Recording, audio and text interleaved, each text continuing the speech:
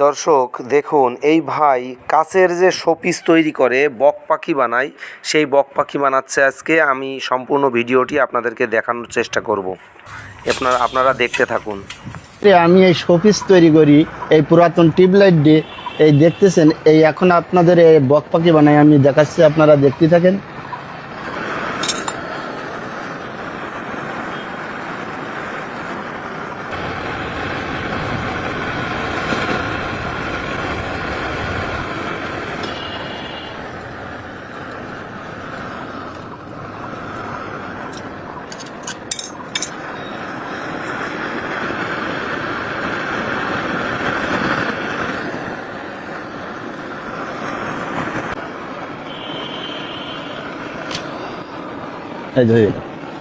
এটার মতন করতে হলে এখন এটা কালার করলে একা থেকে ভালো হবে। যেটা এখন তৈরি করেছি, এই যে আপনার কালার করবো এটা।